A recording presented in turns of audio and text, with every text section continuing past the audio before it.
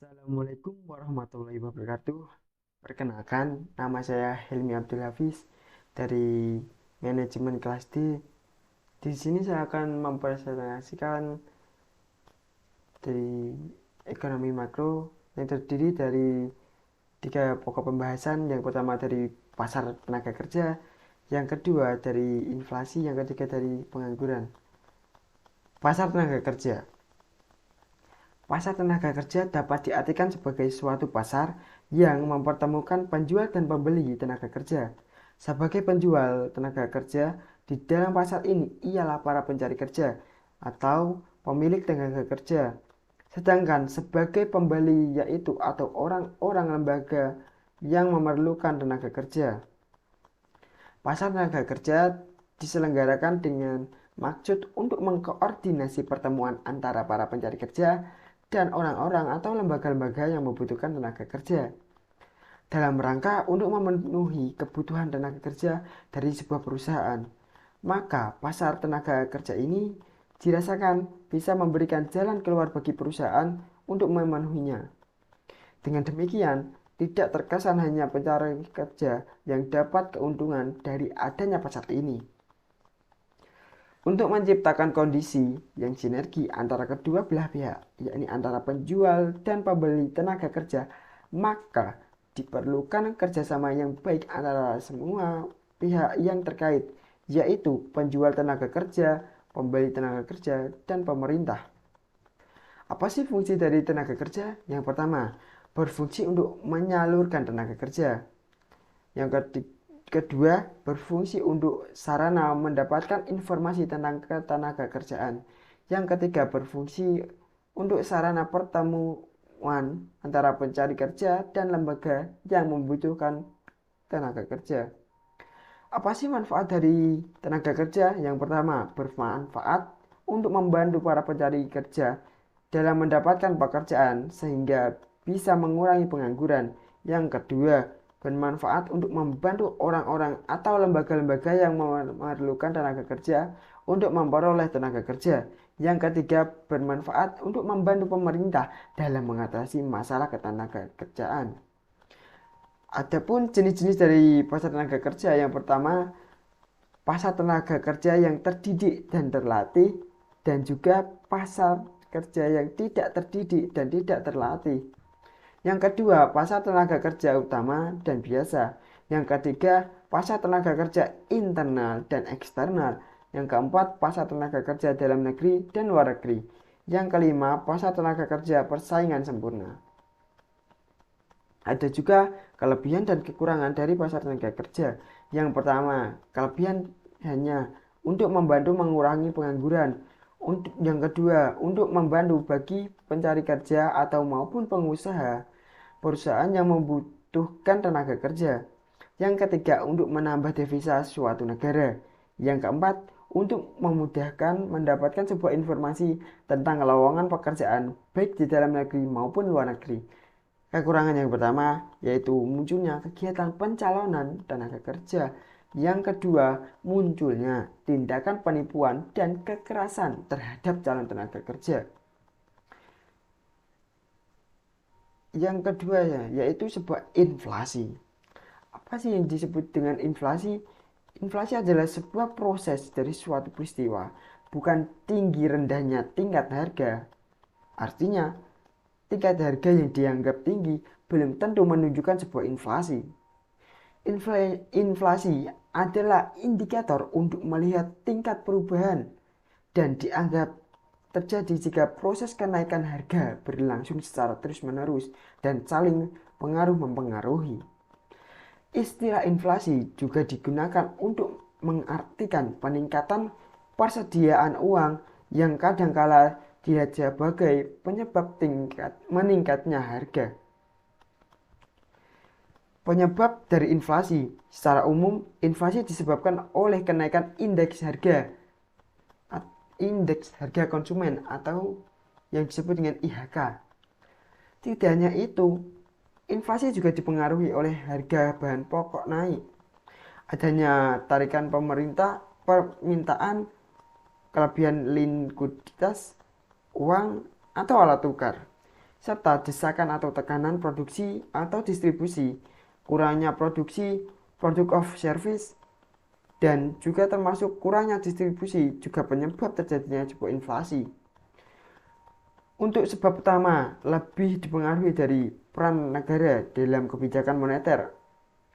Sedangkan untuk sebab yang kedua, lebih dipengaruhi dari peran negara dalam kebijakan eksekutor yang dalam hal ini dipengaruhi oleh pemerintah seperti perpajakan, pungutan, insentif, atau disinsentif, kebijakan pembangunan, infrastruktur, regulasi, dan lain-lain.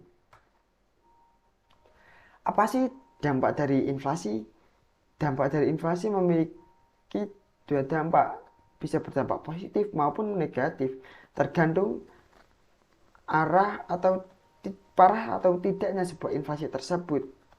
Apabila inflasi tersebut ringan, justru mempunyai pengaruh yang positif dalam arti dapat mendorong perekonomian yang lebih baik, yaitu meningkatkan pendapatan nasional dan membuat orang bergairah untuk bekerja, menabung, dan mengadakan investasi tentunya. Sebaliknya, dalam masa inflasi yang parah, yaitu pada saat terjadi sebuah inflasi tak terkendali atau hiperinflasi, keadaan perekonomian menjadi kacau dan perekonomian dirasakan lesu. Orang menjadi tidak bersemangat bekerja, menabung, ataupun mengadakan investasi dan produksi karena harga meningkat dengan cepat. Para penerima pendapatan tetap seperti pegawai negeri dan karyawan swasta serta kaum buruh juga akan kewalahan menabung dan mengimbangi harga, sehingga hidup mereka menjadi semakin merosot dan terpuruk dari waktu ke waktu. Memasuki materi yang ketiga, yaitu tentang pengangguran. Pengangguran atau tunakarya adalah sebuah istilah untuk orang yang tidak bekerja sama sekali, sedang mencari kerja, atau bekerja kurang dari 2 hari selama seminggu. Umumnya pengangguran disebabkan karena jumlah angka kerja atau para pencari kerja tidak sebanding dengan jumlah lapangan kerja yang ada serta mampu menyerapnya. Pengangguran sering menjadi masalah dalam perekonomian karena dengan adanya pengangguran, produktivitas dan pendapatan masyarakat akan berkurang sehingga dapat menyebabkan timbulnya kemiskinan dan masalah-masalah sosial lainnya. Pencarian kerja adalah proses pencocokan kerja dengan pekerjaan yang sesuai. Ada 4 jenis pengangguran. Yang pertama, pengangguran terbuka. Yang kedua, pengangguran tersembunyi. Yang ketiga, setengah menganggur. Yang keempat, pengangguran musiman. Apa sih yang dimaksud dengan pengangguran terbuka? Pengangguran terbuka adalah pengangguran yang terjadi karena pertambahan lowongan pekerjaan yang lebih rendah dari pertambahan tenaga kerja. Akibatnya, dalam perekonomian ini semakin banyak jumlah tenaga kerja yang tidak dapat memperoleh pekerjaan. Yang kedua, pengangguran tersembunyi. Pengangguran tersembunyi adalah pengangguran yang terjadi karena penambahan pada tenaga kerja yang dilakukan tidak menghasilkan penambahan yang berarti tidak bertingkat produksinya. Yang ketiga yaitu setengah menganggur. Setengah menganggur terjadi akibat migrasi dari sebuah desa ke kota yang sangat pesat sehingga tidak semua orang memperoleh pekerjaan dengan mudah. Sebagian menjadi menganggur sepenuh waktu, ada pula yang tidak menganggur tetapi tidak pula bekerja sepenuh waktu, dan jam bekerja mereka adalah jauh lebih rendah dari orang yang normal. Mereka mungkin hanya bekerja 1 hingga 2 hari seminggu. Yang keempat yaitu pengangguran musiman. Pengangguran musiman adalah pengangguran yang terjadi karena adanya pergantian sebuah musim. Biasanya terjadi pada sektor perikanan dan pertanian. Apa sih penyebab dan dampak dari sebuah pengangguran itu? Pengangguran umumnya disebabkan karena jumlah angkatan kerja tidak sebanding dengan jumlah lapangan pekerjaan yang mampu menyerapnya. Selain itu, kurangnya informasi di mana pencari kerja tidak memiliki akses untuk informasi tentang perusahaan dan kurangnya keahlian yang dimiliki oleh pencari kerja, serta kurangnya perhatian pemerintah terhadap peningkatan soft skill terhadap pencari kerja menjadi penyebab tingginya angka pengangguran di Indonesia. Tingginya angka pengangguran berdampak buruk bagi perekonomian, seperti rendahnya tingkat kesejahteraan masyarakat, rendahnya produktivitas, dan pendapatan masyarakat.